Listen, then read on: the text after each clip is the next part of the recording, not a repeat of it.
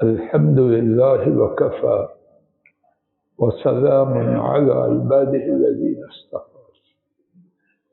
ہمارے دین میں اخلاق کو بہت ہی بڑی حیثیت ہے، اور ہمارے دین میں جتنا اخلاق ہے اس میں سے امتیازی حیثیت، منفرد اور نمایاں مقام کس چیز کا ہے؟ اور پھر آپ میرے ساتھ غور فرمانا، جدید تہذیب جس کے لیے ہم مرے جا رہے ہیں، اپنی اولادوں کو اسی راہ پہ لا رہے ہیں، اس کی بنیاد کس بات پر؟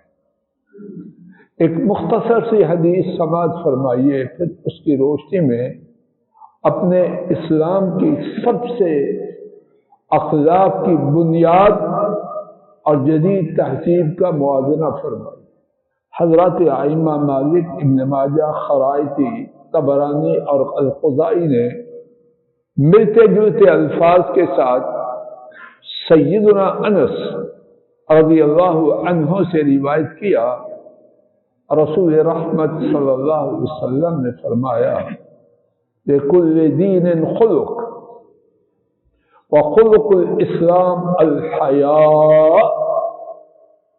ہر دین میں اخلاق ہے، یعنی اخلاق کی بنیاد ہے، یا اخلاق کا معیار، اخلاق کا مینار ہے۔ اسلام کا اخلاق حیا ہے۔ اسلامی شریعت کو دیکھیے، قدم قدم پہ حیا۔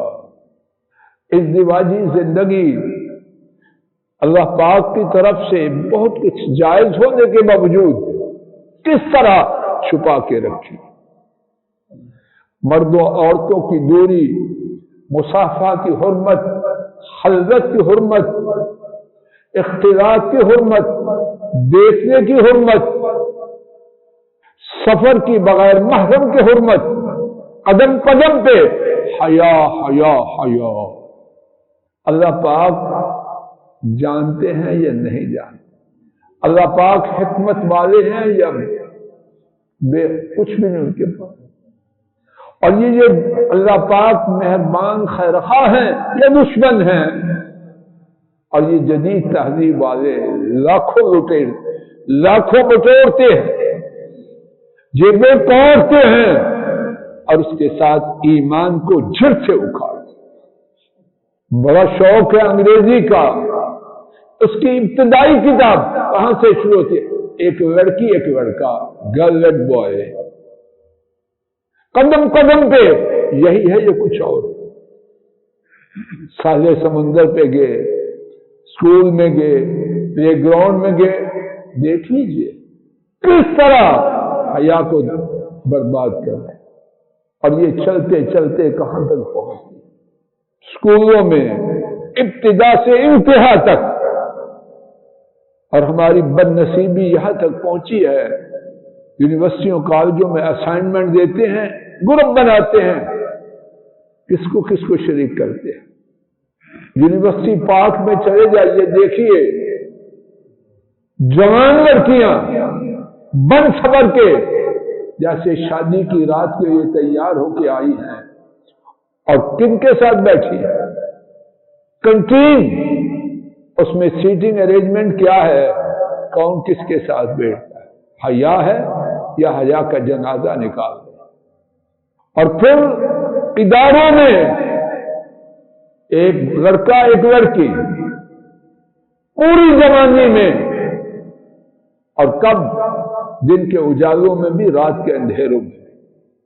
اور پھر میٹنگوں کے نام سے جو کمرے بند کر کے بات چیت کرتے ہیں، اس میں کیا ہے؟ اللہ کے لیے اپنی جانوں پہ رحم کریں، اپنی اولادوں پہ رحم کریں، بیٹیوں پہ رحم کریں، بیٹوں پہ رحم کریں۔ ہم تباہی کی طرف جا نہیں رہے، جا چکے ہیں، جا نہیں چکے، غرق ہو چکے ہیں۔ ہوش کروں میں اور آپ، ہوش کے ناخندے ہیں۔ رونے سے، ماتم کرنے سے کچھ نہ بنے گا، کچھ کرنا ہوگا۔